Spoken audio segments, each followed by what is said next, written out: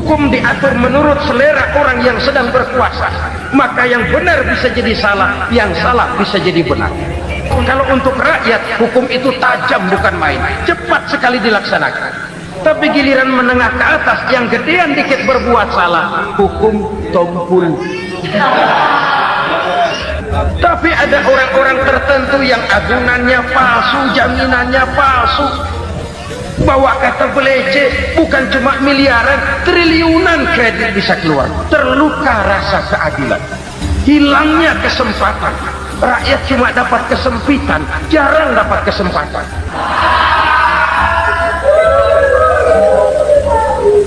Penjara-penjara berdasi kepala botak yang menguras uang rakyat habis-habisan, enak saja melenggang dalam kehidupan ini. Makin terluka rasa keadilan rakyat. Wa ma hakamu bighairi ma anzalallah illa fasha fihimul faqr. Kalau hukum yang diterapkan sudah menyimpang dari keadilan yang diajarkan Allah, bertebaranlah kemiskinan di mana-mana. Assalamualaikum warahmatullahi wabarakatuh.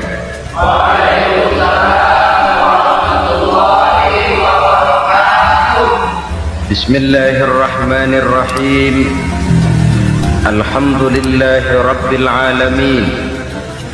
Wassalatu wassalamu ala asyrafil anbiya'i wal mursalin, Sayyidina wa maulana Muhammadin wa ala alihi wa sahbihi ajma'in, amma ba'd. Saudara-saudara kaum muslimin rahimakumullah, sebagai bangsa kita tengah menghadapi berbagai bencana, baik di bidang ekonomi maupun di bidang politik. Adalah potret kehidupan sehari-hari. Kita menyaksikan peristiwa-peristiwa yang memilukan dan memalukan. PHK terjadi di mana-mana, pengangguran meningkat, harga-harga membumbung tinggi, daya beli rakyat semakin lemah. Sementara di bidang politik, kejadian-kejadian memberikan indikasi bahwa persatuan dan kesatuan kita sebagai bangsa dewasa ini tengah berada dalam ujian yang berat. Pada jumpa kita kali ini, tanpa bermaksud untuk mencari kambing hitam dari bencana yang kita hadapi, saya ingin menyampaikan sebuah hadis yang diriwayatkan oleh Imam At-Tabarani dari Ibnu Abbas, bahwa Rasulullah sallallahu alaihi wasallam bersabda, khamsun bi khamsin. Ada 5 perkara yang dapat menimbulkan 5 macam bencana. Mari kita renungi hadis ini satu demi satu sebagai bahan introspeksi buat kita semua dalam menghadapi bencana yang tengah berlaku sekarang ini. Yang pertama, manaqasa qaumul ahda illa sullita alaihim aduwwuhum. Apabila suatu kaum sudah mengingkari janjinya, maka mereka pun akan dikuasai oleh musuh-musuh mereka. Sederhana saja nampak kalimat dalam hadis ini. Apabila orang sudah mengingkari janji, mereka akan dikuasai oleh musuh-musuh mereka sendiri. Dan musuh kita yang paling utama saat ini adalah kemiskinan dan kebodohan. Kenapa itu terjadi? Karena kita mengingkari janji kita sendiri. Di saat awal-awal berdirinya Orde Baru, kita pernah berjanji untuk melaksanakan Pancasila dan Undang-Undang Dasar 45 secara murni dan konsekuen. Kita berjanji bahwa kita akan menegakkan pemerintah yang bersih dan berwibawa. Itu semua pada permulaannya. Waktu demi waktu berjalan, kita lupa dengan janji yang kita ucapkan itu. Ketuhanan yang Maha Esa kita ucapkan, tapi kesetanan yang luar biasa yang kita lakukan. Kemanusiaan yang adil dan beradab yang kita dengungkan, tetapi kemanusiaan zalim dan biadab yang kita praktekkan. Sederhana saja saudara, hampir setiap pejabat pada posisi-posisi kunci di awal-awal ia memangku jabatan itu, biasanya ia mengucapkan sumpah dengan lafaz demi Allah bahwa dalam melaksanakan jabatan ini saya tidak akan menerima hadiah atau pemberian dalam bentuk apapun. Itu pada permulaannya. Lama-lama rupanya hadiah itu asik juga, mulai diterima. Lama-lama dirasa kurang, mulai menagih, dan akhirnya terjadilah praktek yang disebut suap menyuap, semir menyemir, dan lain sebagainya. Kalau ini sudah menjadi kenyataan, bagaimana kita mau menegakkan pemerintah yang bersih dan berwibawa? Undang-Undang Dasar 45 menyatakan bahwa bumi, air, dan seluruh kekayaan negara dikelola oleh negara bagi sebesar-besar kemakmuran rakyat. Yang terjadi adalah bahwa kita merasa mewakili rakyat untuk menikmati harta dan kekayaan negara, sehingga rakyat banyak tidak bisa ikut menikmatinya. Menumpuklah harta itu sehingga terjadilah pepatah, gunung ditimbun, sumur digali. Yang kaya semakin kaya, yang miskin semakin terpuruk. Kita ingkar dengan janji yang kita ucapkan di awal-awal kita bergerak. Kita ingkar dengan janji pada saat kita mengatakannya dengan menyebut nama Allah, dengan mempertaruhkan nama Tuhan, sehingga pada akhirnya jabatan pun mengalami tender. Sudah menjadi rahasia umum, orang mau jadi lurah mesti mengeluarkan uang, mau jadi camat mesti mengeluarkan uang, mau jadi wali kota, bupati, bahkan gubernur, itu ada pasarannya. Secara logika, kalau orang memperoleh satu jabatan karena banyak mengeluarkan uang, tentu pada saat ia mengeluarkan uang, dia sudah punya pemikiran, modal pasti pulang, modal pasti kembali. Kalau orang memperoleh suatu jabatan karena banyak mengeluarkan uang, maka langkah pertama yang dia lakukan setelah memangku jabatan itu ialah bagaimana uang bisa kembali, bagaimana modal bisa pulang. Kalau modal sudah pulang, pikiran berikutnya bagaimana supaya dapat untung. Lalu kapan mau bekerja untuk kepentingan rakyat? Itu nomor 18. Kemudian kalau ada proyek-proyek besar, pertanyaannya ialah bukan apakah proyek ini bermanfaat bagi rakyat, apakah proyek ini layak untuk diteruskan, tetapi yang jadi pertanyaan paling utama ialah bagian saya berapa duit dari proyek ini. Kita bisa lihat proyek, mega proyek lahan 1 juta hektar di Kalimantan Tengah, triliunan rupiah, dan proyek itu gagal. SD Impres bulan ini diresmikan, bulan depan retak. Jembatan-jembatan bulan ini gunting pita, bulan depan runtuh. Kita ingkar dengan janji. Kita berkata kita bekerja untuk kepentingan rakyat, tapi kita tidak pernah mengenal rakyat itu. Apabila suatu kaum sudah mulai mengingkari janji, maka mereka akan dikuasai oleh musuh-musuh mereka. Akibatnya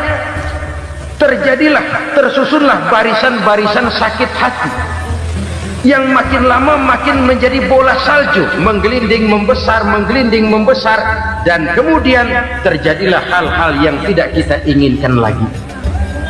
Apabila suatu kaum sudah mengingkari janji, maka mereka akan dikuasai oleh musuh-musuh mereka. Ini penyebab bencana yang pertama. Kita tidak konsekuen.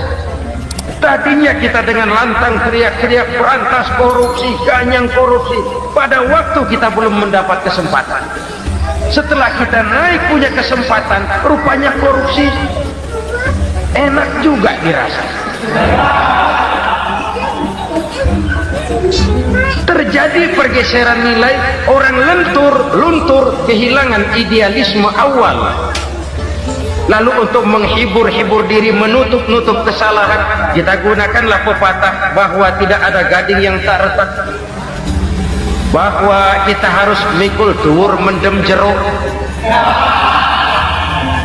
Itu semua cuma sebagai dalih agar kesalahan kita tidak dibicarakan orang lain. Padahal kita sendiri yang mengingkari janji. Kita yang keluar dari komitmen awal kita. Kita berjanji melaksanakan Pancasila dan Undang-Undang Dasar 45 dengan murni dan konsekuen. Kita berjanji untuk menegakkan pemerintah yang bersih dan berwibawa. Namun dalam kenyataannya itu tidak kita laksanakan dengan sebagaimana mestinya. Kita bergeser, kita mengalami proses degradasi, peluncuran nilai, dan akhirnya terbentuklah barisan-barisan sakit hati yang semakin lama semakin membesar itu. Kita harus introspeksi. Memang kalau zaman sedang susah, biasanya kambing hitam laris, tukang kompor gentayangan.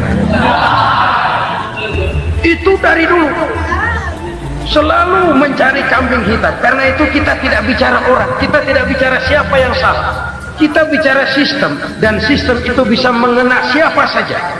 Kalau orang sudah mulai mengingkari janji, bergeser dari komitmen awal, itu sudah mulai dia mengalami proses peluncuran, proses degradasi.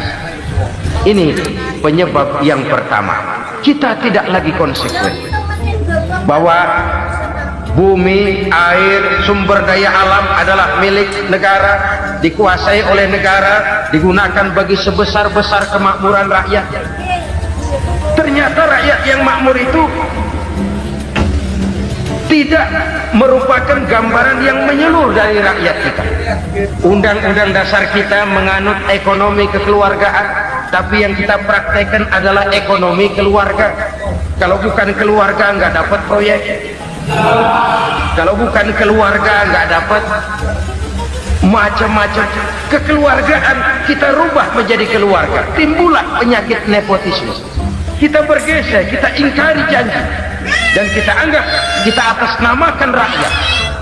Rakyat cuma sekedar jadi adres, rakyat cuma sekedar jadi alamat, tetapi kehidupan mereka tidak banyak berubah dan tidak banyak terangkat.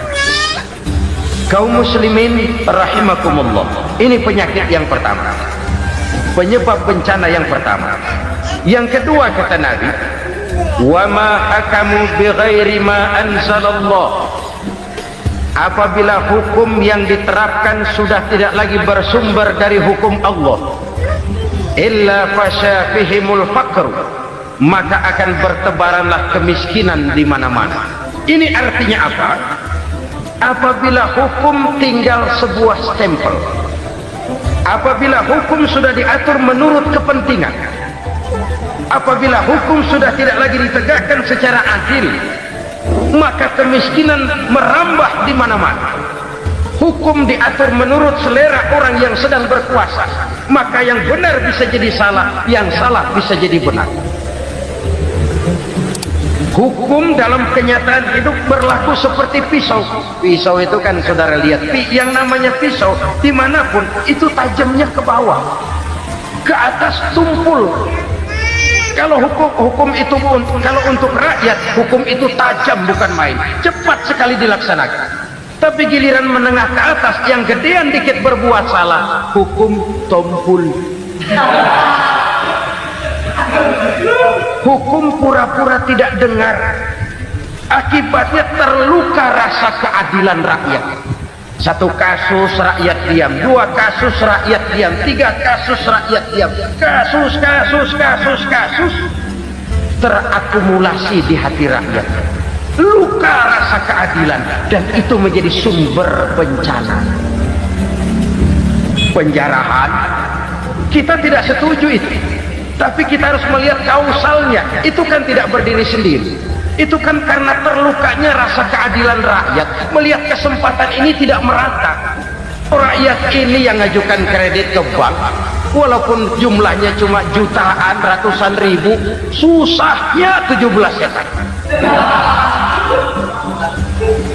Tapi ada orang-orang tertentu yang agunannya palsu, jaminannya palsu, bawa kata belece, bukan cuma miliaran, triliunan kredit bisa keluar. Terluka rasa keadilan, hilangnya kesempatan.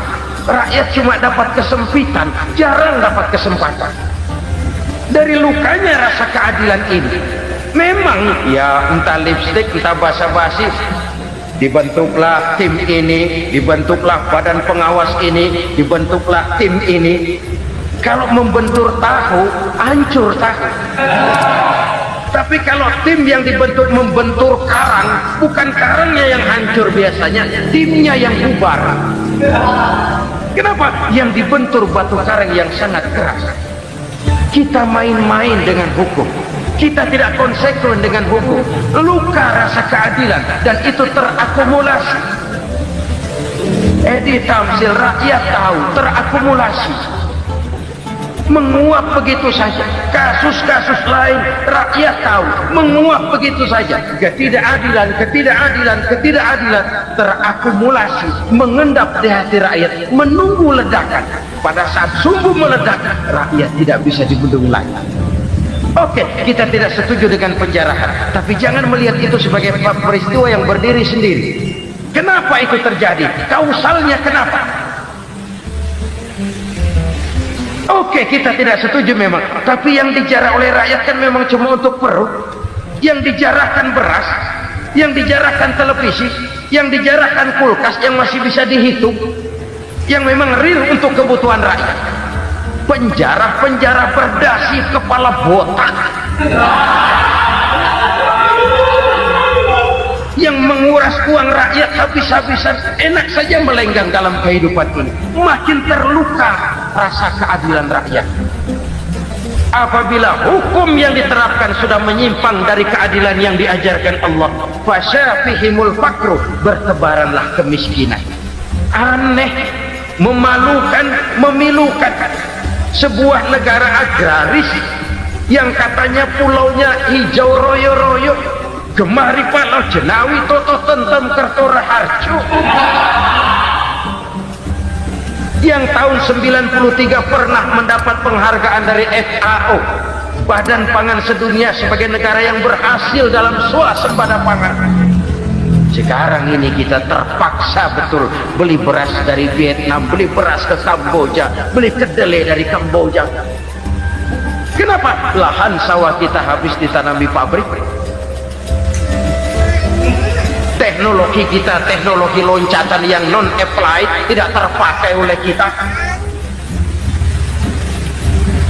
Lantas lahan yang tidak bisa kita tanami, kita paksakan lahan-lahan gambut menjadi tanah pertanian yang subur dengan biaya triliunan, dan kita gagal. Kita cari jarum dan kapak hilang. Kita mau jadi negara industri dengan loncatan teknologi yang maju, kita lupakan pola pijak kita sebagai negara agraris, dan akhirnya kita kecolongan. Lihatlah dewasa ini, rakyat kita antri sembako di mana-mana. Di sebuah negara agraris, ketidakadilan melahirkan kemiskinan, kemiskinan moral dan kemiskinan material. Kemiskinan moral, rakyat nggak percaya lagi sama pejabat. Rakyat mengalami krisis figur. Orang, ala lu ngomong dah ember.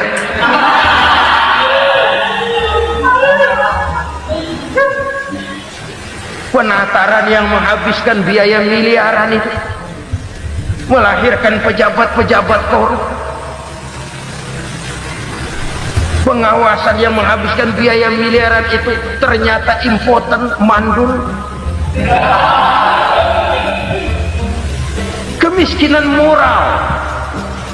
Jujur saya berkata, saudara-saudara, setelah pintu reformasi dibuka, itu yang masuk memang macam-macam. Ada yang memang punya tujuan murni, konsekuen, dan punya konsep. Ada yang nunggu di tikungan, begitu mobil lewat nyamber pintu, berangkat ikut reformasi.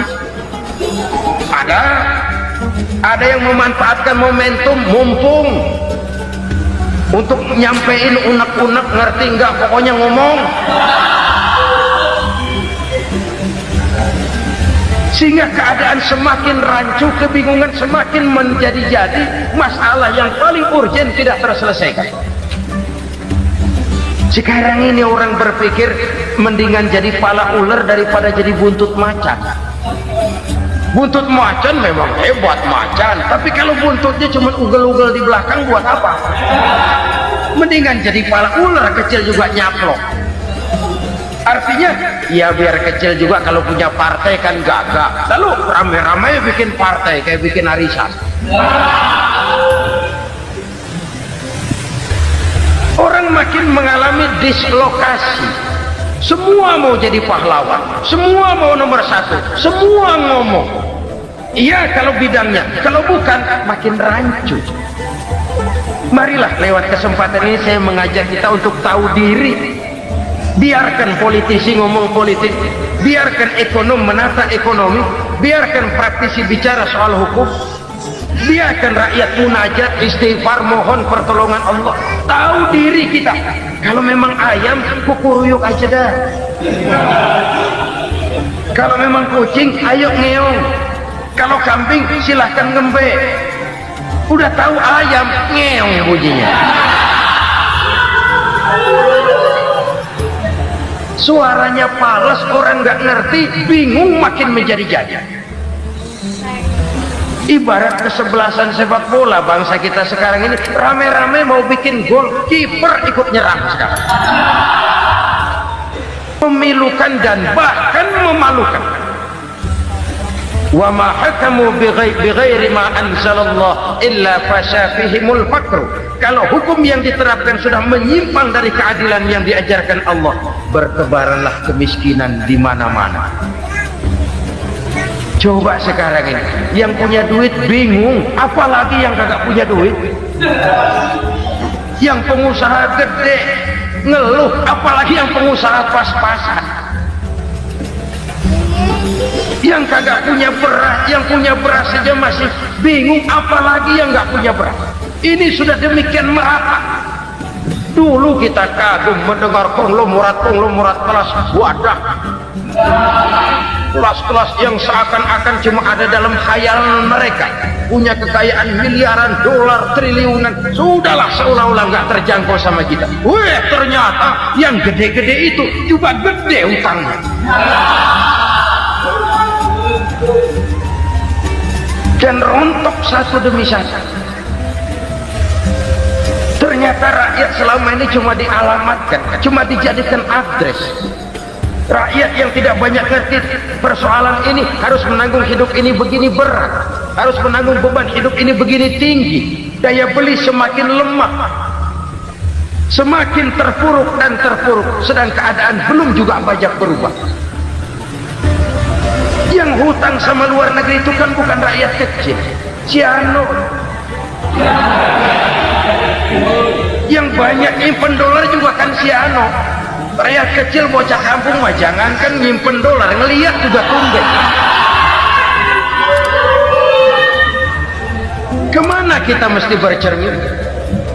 Sekali lagi saya mengatakan maaf, kita tidak bermaksud mencari kambing hitam. Karena itu kita tidak bicara orang, kita bicara sistem, kita bicara keadaan. Beginilah yang dikatakan Nabi, penyebab timbulnya bencana, hukum yang ditegakkan tidak lagi berorientasi kepada keadilan, tapi berorientasi kepada kepentingan. Dingin. Akhirnya bentuk hukum seperti pisau, tajam ke bawah, tumpul ke atas. Hukum cuma buat rakyat kecil, tetapi kelompok menengah ke atas kadang-kadang kebal dari perlakuan hukum. Maka bertebaranlah kemiskinan. Iya, kemiskinan moral berupa lukanya rasa keadilan. Kalau rasa keadilan terluka, orang kan nunggu kesempatan, saudara. Iya, dia nggak bisa ngomong, iya dia nggak sanggup action, iya dia nggak bisa tunjuk rasa, tapi hatinya kan kapan ada kesempatan, kapan ada waktu, tunggu.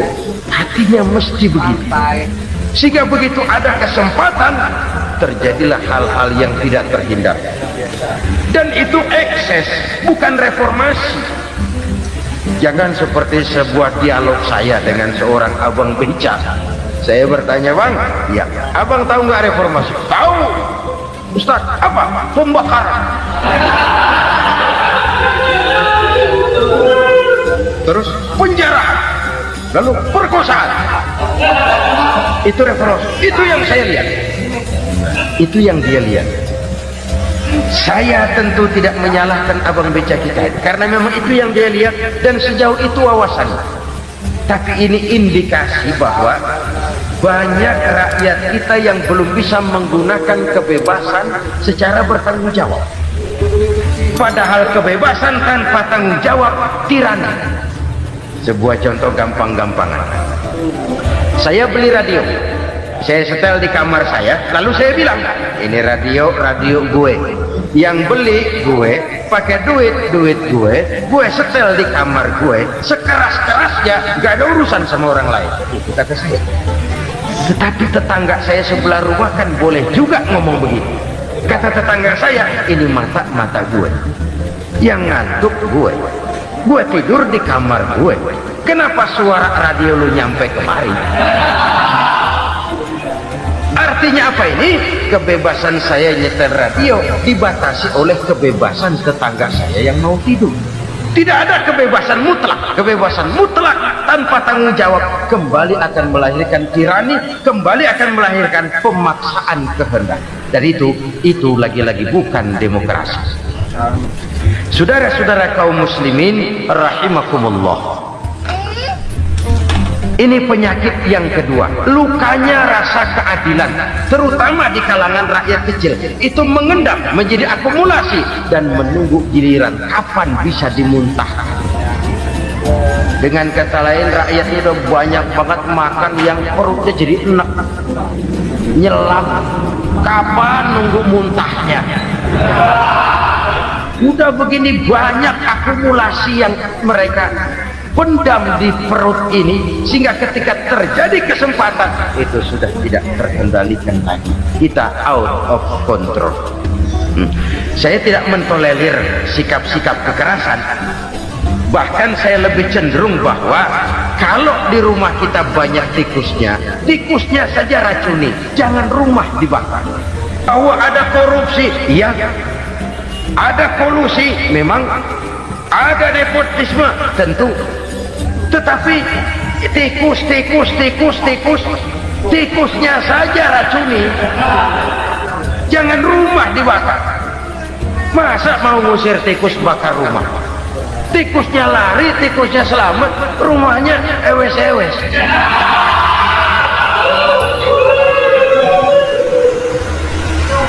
Tikus selamat, rumah nggak punya, masalah nggak terselesaikan dengan sebagaimana yang kita harapkan. Kita sepakat ini negara hukum, dan di hadapan hukum semua manusia itu sama. Itu prinsip yang diajarkan Allah. Al-musawat bainan nas fi takalifil ahkam. Semua manusia sama dalam berhadapan dengan hukum Allah Subhanahu wa ta'ala. Kalau hukum sudah pandang bulu, itu jelas yang enak yang banyak bulunya. Siapa yang banyak bulunya? Monyet. Kalau hukum pandang bulu, monyet keenakan. Saudara-saudara kaum muslimin rahimakumullah, introspeksi. Mari kita bercermin bagaimana perjalanan hukum selama ini. Kalau introspeksi ini kita temukan, lalu ada upaya untuk memperbaiki diri. Jangan menggunakan tak ada gading yang tak retak, mikul duwul mendem jero untuk menutup-nutupi kesalahan orang. Padahal kesalahan itu sedemikian besar. Padahal rakyat kita tiap hari antri sembako. Ada yang sehari sekali makan, ada yang makan sudah bercampur tiwul, ada yang nasi sudah dicampur pisang, balik jadi orok lagi. Macam-macam upaya rakyat untuk menangsal perut ini. Lalu rakyat ditenang-tenangkan, lebih baik puasa Senin Kemis sambil menghadapi krisis ekonomi. Kenapa rakyat yang disuruh puasa? Kenapa bukan pejabatnya yang puasa lebih dulu untuk kemakmuran rakyat? Kalau rakyat yang memang perutnya udah gepeng disuruh puasa, makin krempeng perut. Artinya pejabat harus punya sense of politics. Ya, tidak ada puasa itu kan tidak cuma Senin Kemis saja puasa itu. puasa perasaan, puasa menghargai perasaan yang sedang di kondisi yang sedang dihadapi oleh rakyat. Bagaimana rakyat yang tengah antri sembako melihat pejabatnya lewat dengan mobil yang harganya sampai 1 miliar. Oh, inilah pemimpin saya. Luka lagi rasa keadilannya. Kita tidak tenggang rasa. Puasa dalam artian itu pun akan menolong menegakkan semangat kebersamaan, membentuk semangat kebersamaan. Saudara-saudara kaum muslimin rahimakumullah, penyebab bencana yang ketiga dikatakan oleh baginda Nabi, wala dhaharat fihimul fahishatu illa fasyafihimul maut. Apabila kekejian telah merajalela, maka maut bertebaran di mana-mana. Kita renungi butir kalimat dalam hadis ini. Apabila kekejian telah merajalela, maut bertebaran di mana-mana. Begitu murah arti sebuah kehidupan. Penjarahan untuk hal-hal yang kecil tapi sampai mengorbankan nyawa. Apabila kekejian sudah terjadi di mana-mana, maut pun bertebaran. Maut dalam arti berpisah ruh dengan jasad, tapi juga maut dalam arti orang bisa mati karirnya, orang bisa mati usahanya, orang bisa mati kesempatannya karena perbuatan-perbuatan keji yang selama ini tidak terbendung. Lahirlah teori mafia. Siapa yang kuat dia yang berkuasa, siapa yang lemah dia menjadi mangsa. Proyek-proyek besar yang menang tender itu ya dari itu ke itu saja. Yang pengusaha-pengusaha tidak punya koneksi, tidak bisa bayar komisi, dapat proyek tetelan. Ada dagingnya dikit, namanya juga tetelan. Dagingnya sudah habis disantap oleh meja. Sekian puluh meja dilalui, sekian puluh amplop dikeluarkan. Sehingga yang akhirnya ya tinggal tetelan itu tadi. Maka kualitas pekerjaan pun sudah bukan lagi jadi masalah. Demikianlah mafia-mafia ini bermunculan di mana-mana. Di pengadilan terkenal mafia pengadilan. Hukum bisa dibeli, hukum bisa dipesan menurut kebutuhan sponsor. Mafia peradilan, mafia politik, mafia ekonomi, bahkan mafia agama yang menggunakan agama sebagai kedok, menggunakan agama sebagai dalih, menggunakan agama sebagai topeng untuk melancarkan maksud-maksud politiknya pun tidak tertutup kemungkinan. Apabila kekejian telah merajalela, maut bertebaran di mana-mana. Korupsi, kolusi, nepotisme itu bagian dari kekejian. Kita selama ini kalau mendengar maksiat, itu yang terbayang cuma judi, mabuk, zina, ya itu maksiat. Tapi korupsi, kolusi, nepotisme itu juga maksiat dalam bentuk lain. Kalau ini sudah bertebaran, maka maut terjadi di mana-mana. Jangan bayangkan cuma mati orangnya, itu sih kewajiban. Yang menyakitkan itu orangnya masih hidup tapi dibikin mati, karirnya mati. Kenapa? Karena yang diperlukan bukan cuma orang pinter tapi orang taat. Biar pinter, kalau nggak taat minggir.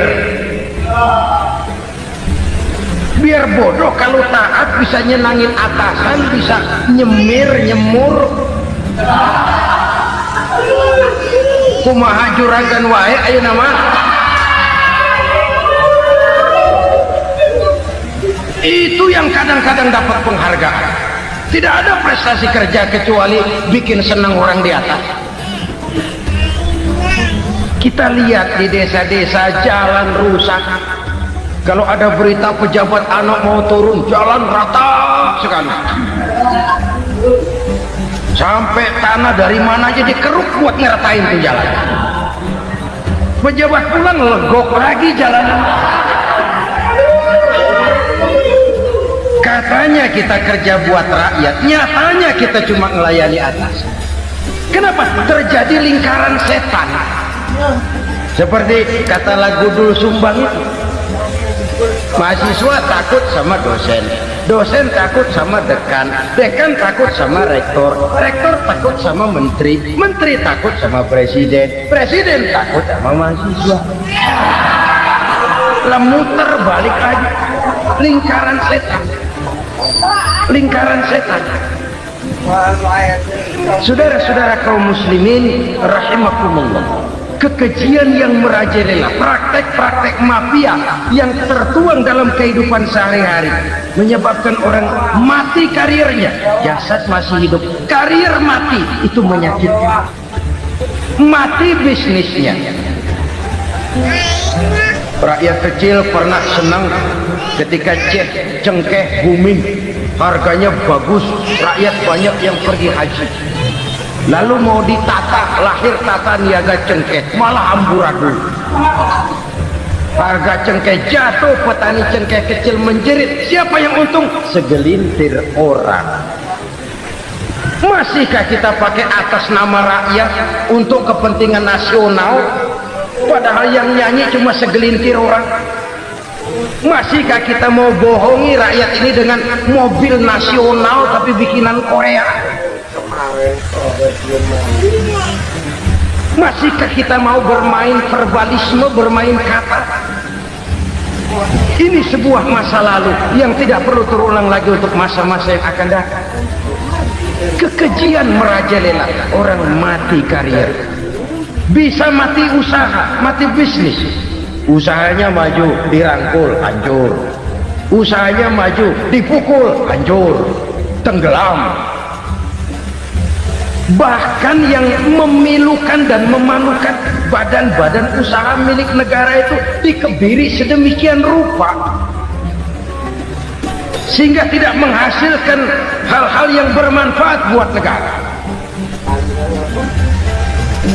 Saudara-saudara kaum muslimin rahimakumullah, kalau nafsu yang sudah mengatur itu semua, maka kekejian pun merajalela. Orang sudah pakai teori mafia, yang kuat dia yang menang, yang kuat dia yang berkuasa, yang lemah silakan minggir di sudut-sudut kehidupan. Kalau kekejian seperti ini merajalela, maut bertebaran di mana-mana.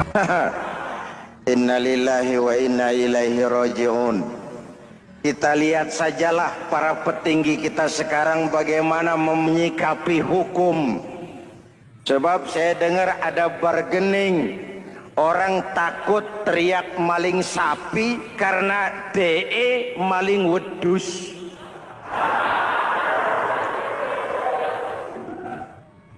Tidak berani teriak ada maling sapi karena dia maling kambing. Yang lain maling ayam, dikumpulin ternyata maling semua.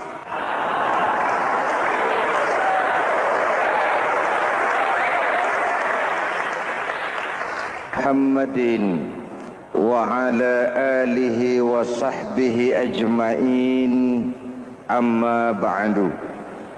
Hadirin hadirat ma'asyiral muslimin yang saya cintai, ada sebuah cerita pendek. Seorang pengendara sepeda motor ditangkap oleh Pak Polisi, lalu diperiksa. Ini motor siapa? Pinjam Pak. Helm? Pinjam. SIM? Pinjam. Kata Pak Polisi, tidak boleh begini. Marah yang naik sepeda motor. Pak Polisi bagaimana? Kok tidak boleh? Yang punya saja bilang boleh.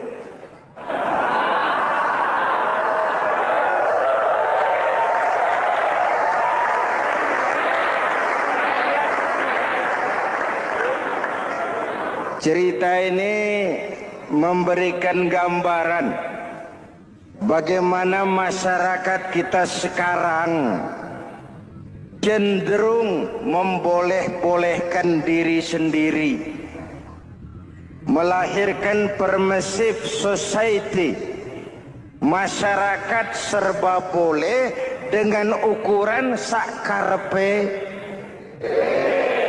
dewe. Itu sebabnya agama diturunkan. Dalam contoh yang indah, Rasul memberikan gambaran bahwa Islam ini bagaikan sebuah bangunan yang komponen pokoknya 5. Bunyal Islamu ala khamsin. Islam dibangun di atas 5 komponen pokok. Jadi kalau Islam ini ibarat bangunan, unsur penunjang pokoknya itu 5. Mari kita analogkan Islam dengan bangunan.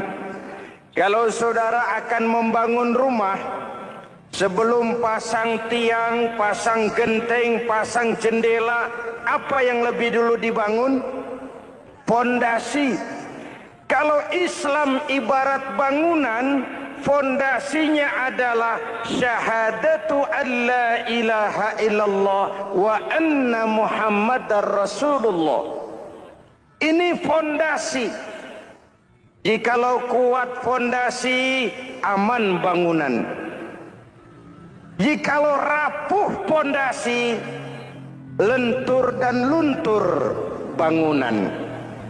Maka kuat atau tidak kuatnya bangunan Islam kita bergantung kepada keyakinan dasar tadi, fondasi. Saya bersaksi tidak ada Tuhan selain Allah. Artinya saya tidak akan menyembah kecuali hanya kepada Allah. Orang yang benar fondasinya beres sujudnya. Kalau saya yakin tidak ada Tuhan selain Allah, saya tidak akan minta rezeki kecuali hanya kepada Allah. Orang yang benar fondasinya, giat bekerjanya, jauh dari tipu menipu, jauh dari renten, jauh dari riba, jauh dari korupsi, jauh dari judi. Keyakinan memberikan warna terhadap bentuk kepribadian. Kalau saya yakin tidak ada Tuhan selain Allah, saya tidak akan pernah takut kecuali hanya kepada Allah. Saya tidak akan melarikan persoalan kecuali hanya kepada Allah. Saya tidak akan menggantungkan hidup kecuali hanya kepada Allah. Saya tidak akan minta tolong kecuali hanya kepada Allah.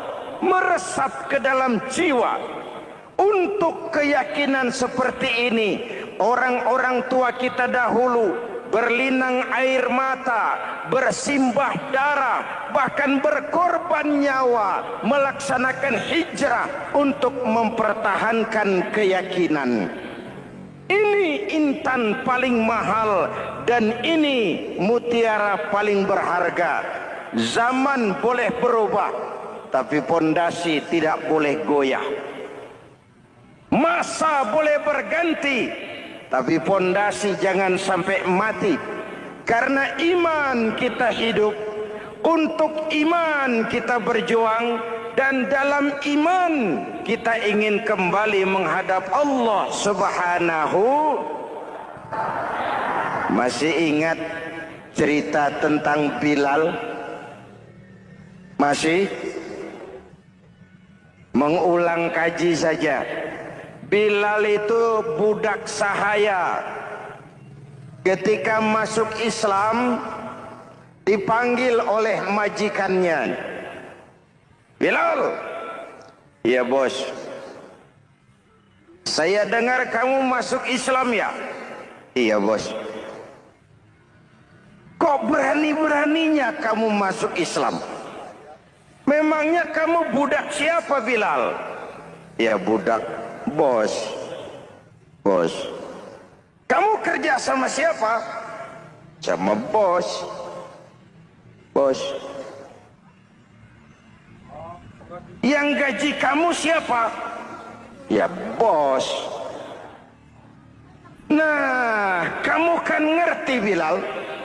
Kamu budak saya, kamu kerja dengan saya, yang gaji kamu saya, yang beri makan saya. Kenapa? Kok beraninya masuk Islam padahal kamu belum saya kasih izin? Bos, bos boleh beli badan saya, tapi jangan mimpi bisa membeli jiwa saya. Tuan boleh kuasai badan saya, tapi jangan mimpi bisa menguasai keyakinan saya. Saya memang benar Tuan yang gaji, tapi kan saya digaji, saya kerja. Kerja itu kewajiban saya, gaji itu hak saya. Soal keyakinan, jangan ikut campur bos. Kurang ajar kamu Bilal. Biarin. Bilal, begini saja, kalau kau mau meninggalkan keyakinanmu, meninggalkan Allah Tuhanmu, kau akan kami merdekakan. Tapi kalau kau tetap dalam keyakinanmu, kamu akan saya siksa sampai mati. Bagaimana? Jangan mimpi bos. Lebih baik mati berkalang tanah daripada hidup bercermin bangkai. Biar saya gugur membela keyakinan daripada hidup jadi penjilat menjual akidah. Itu prinsip.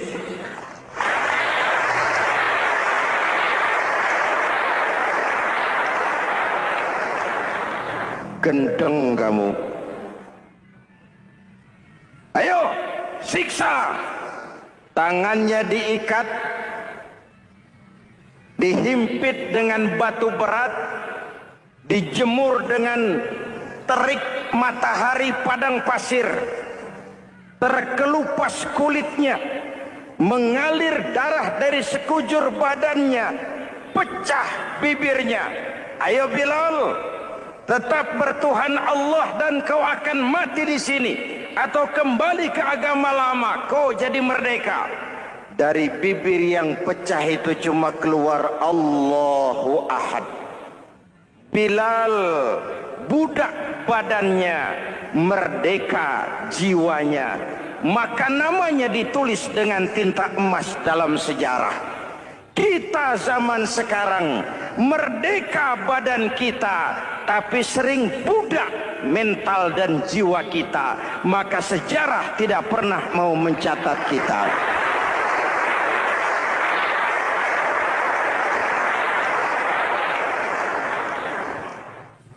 Ma'asyiral muslimin yang saya cintai, fondasi sudah. Lalu apa lagi? Mulai memancangkan tiang. Tiangnya 5. Ada tiang namanya zuhur, asar, maghrib, subuh, isya. Tetapi agar bangunan menjadi kuat, ada tiang-tiang tambahan. Namanya rawatib dan nawafil. Rawatib itu ba'diyah atau qobliyah, nawafil itu di luar itu. Agar bangunan menjadi kuat, dibentuk pribadi lewat solat. Apa filsafatnya? Pertama, solat itu simbol penyerahan total kepada Allah. Kita ini sudah kontrak. Innallaha astara minal mu'minina anfusahum wa amwalahum bi anna lahumul jannah. Allah telah membeli dari orang-orang mukmin diri mereka, harta mereka, bagi mereka adalah surga. Penjual kita orang beriman, pembeli Allah, dagangannya amwal dan anfus, harganya adalah surga. Jelas? Penyerahan total itu dimulai dengan takbiratul ihram. Shalli fardal isya, Allahu Akbar. Arahkan mata ke tempat kita sujud. Jangan lupa kalau sudah di atas, lupa dengan yang di bawah. Sudah jadi genteng, petatang peteteng di atas. Lalu bilang, merasa capek sendiri, kata genteng kepada tiang. Tiang, kamu si enak, kata genteng. Saya setengah mati di atas.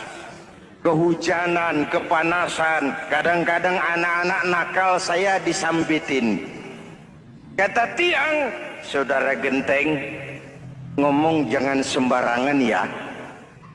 Kamu kira kamu bisa nongkrong dan nangkring di atas, itu gara-gara siapa genteng? Kan saya yang sokong dari bawah. Kamu jadi pejabat tinggi, jadi anggota ini, anggota itu. Kami rakyat yang angkat, jangan sudah di atas kami ditekan.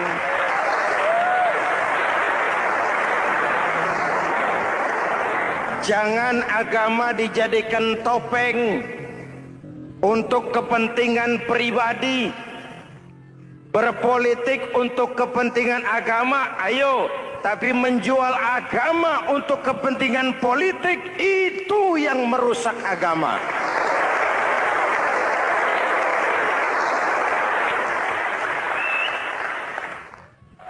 Ini kan kita lagi prihatin sedang meluncur kasus Bulog Gate 2. Innalillahi wa inna ilaihi raji'un. Kita lihat sajalah para petinggi kita sekarang bagaimana menyikapi hukum. Sebab saya dengar ada bargaining. Orang takut teriak maling sapi karena DE maling wedus.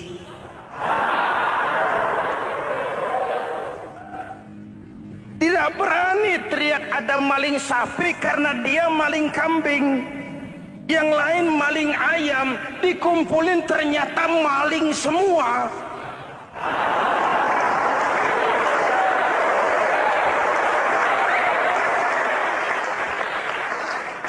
Hadirin yang saya hormati, ini melukai rasa keadilan. Oleh karena itu, sholat mengajarkan kepada kita, dalam posisi berdiri, lihat tempat sujudmu. Jangan menteleng terus ke atas. Lalu lupa dari mana kita berangkat. Itulah maknanya. Tawadhu, rendah hati, tidak melonjak angku dan sombong. Ada sebuah hadis. Rasulullah bersabda, "Idza aradallahu biqaumin khairan."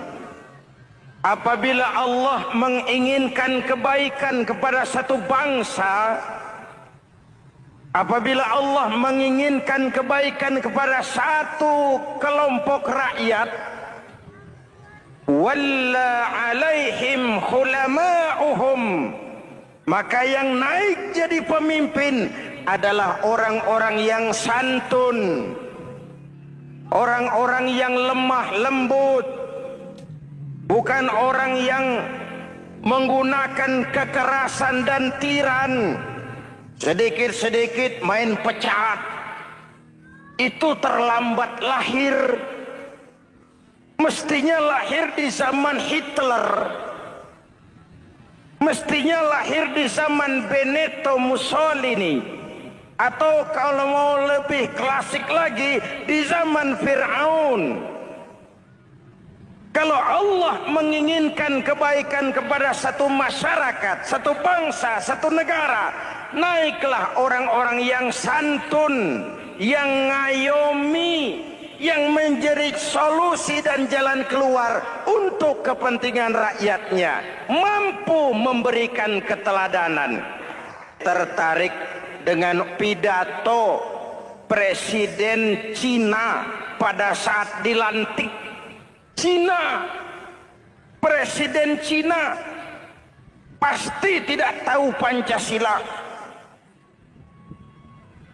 pasti tidak kenal Islam, tapi pidato pelantikannya, berikan saya 100 peti mati, yang 99 akan saya pakai buat koruptor, Yang satu akan saya pakai sendiri kalau kamu lihat saya tidak benar. Luar biasa.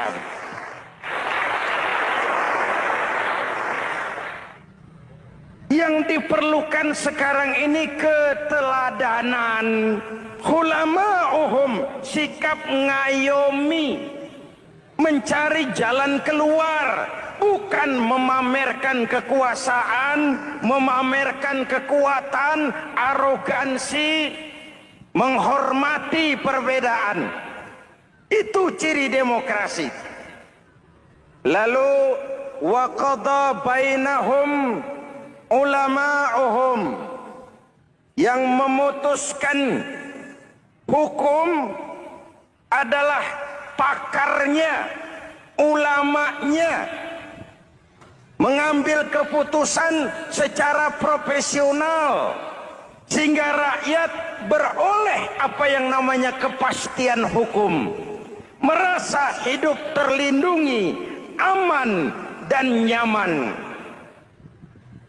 Lalu yang ketiga, wa ja'alal mala fi askhiyaihim, peredaran harta, pergerakan ekonomi berada di tangan orang-orang yang pemurah, yang tidak mau kaya sendiri, tidak mau senyum di atas penderitaan orang lain, menari di atas bangkai saudaranya.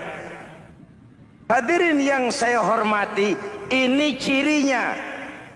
Tapi sebaliknya kata Nabi, wa idza aradallahu biqaumin syarran, apabila Allah menghendaki kejelekan, keburukan bagi satu bangsa, walla alaihim sufahauhum, yang naik jadi pemimpin orang-orang durjana, orang-orang kurang ajar, tapi dipoles dengan topeng yang bagus.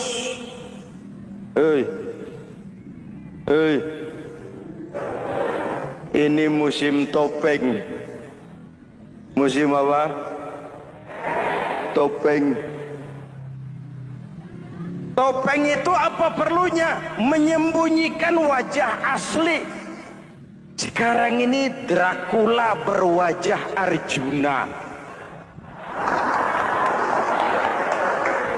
Ini musim topeng. Kita rakyat harus hati-hati dan punya filter, mampu memilah dan memilih. Walla alaihim sufahauhum wa qada bainahum juhaluhum, yang memutuskan hukum, yang mengambil keputusan orang-orang bodoh.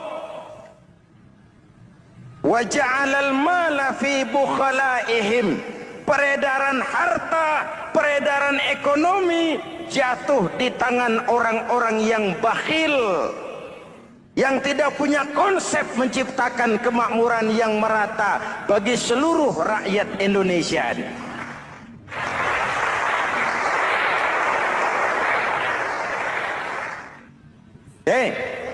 Kita kembali kepada tiang. Ini kan lagi cerita tiang tadi ya. Kalau sedang berdiri, lihat tempat sujud, jangan menteleng terus ke atas. Terserang penyakit tamak bin rakus alias serakah. Nah, selesai. Anggota badan yang paling terhormat ini kepala. Ketika sujud, sama rendahnya dengan telapak kaki. Allahu Akbar, yang besar cuma Allah. Apa bedanya saya dengan saudara? Tidak ada, kecuali saya ngomong saudara dengerin. Kita sama-sama beribadah, sama-sama mencari nilai tambah di hadapan Allah.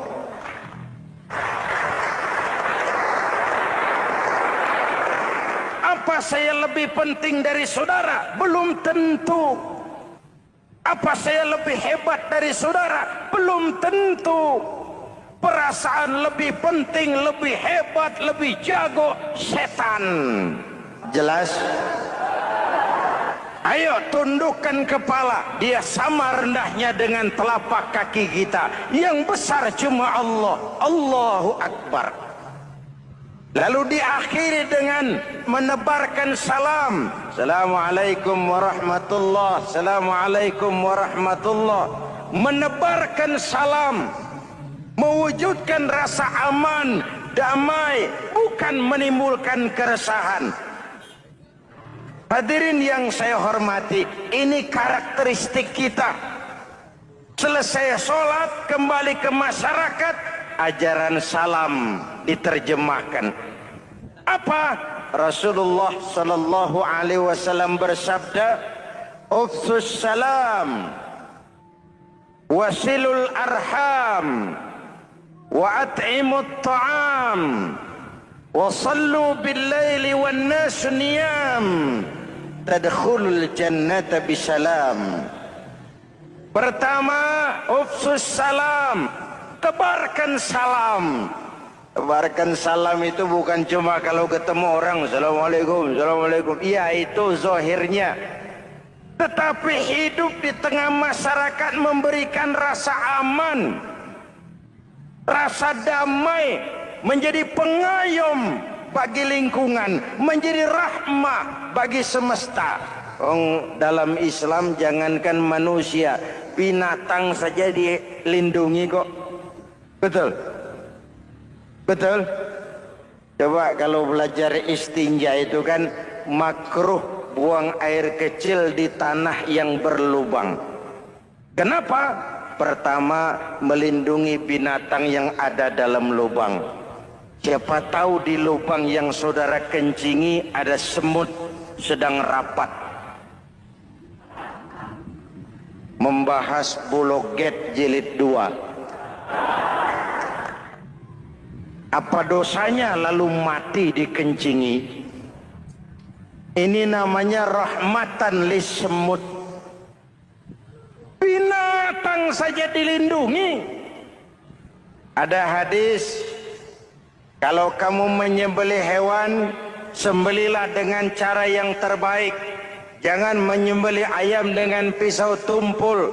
Ini ajaran apa? Ajaran tentang peri kebinatangan.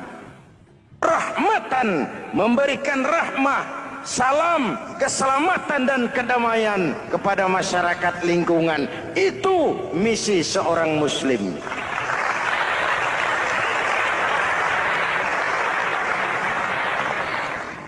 Hadirin hadirat ma'asyiral muslimin yang saya cintai,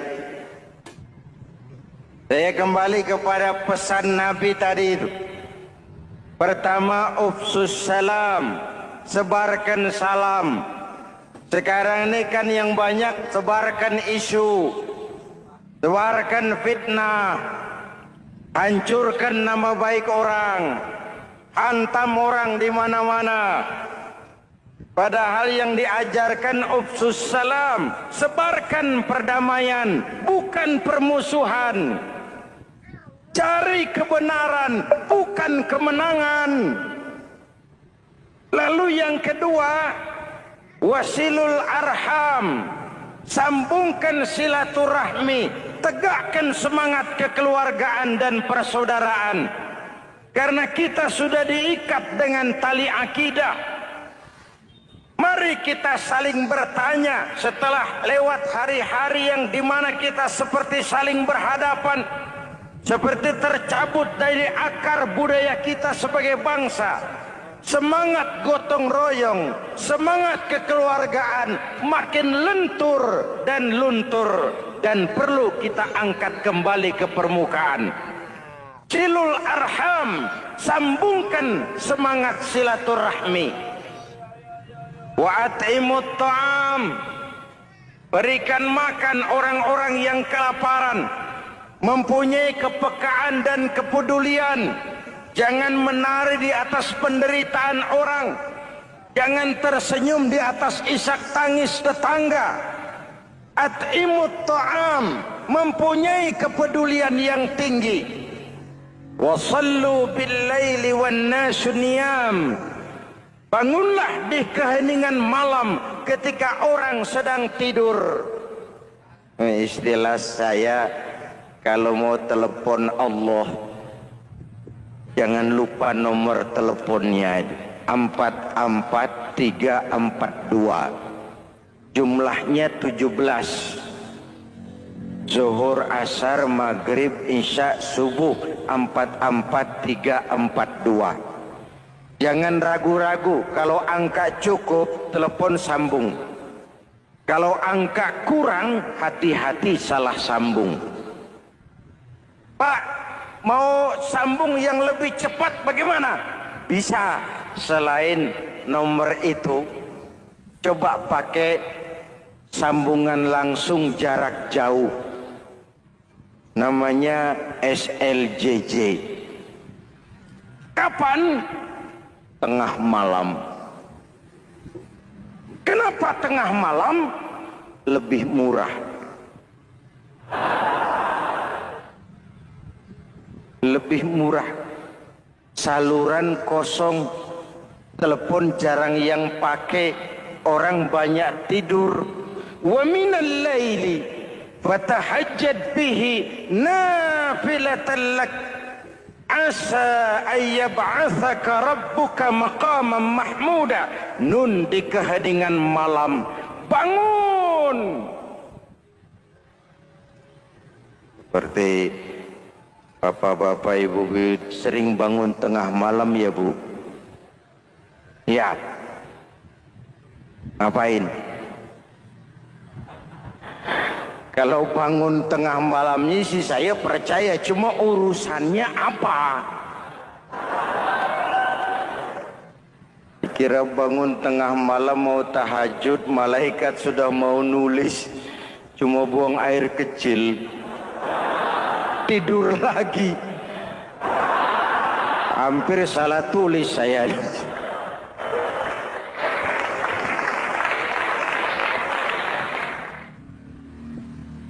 Baik, fondasi sudah Pak. Tiang siap.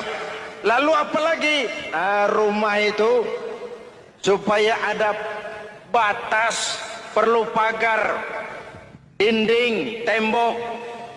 Yang jadi batas, dinding, tembok, puasa. Asyamu junnatun.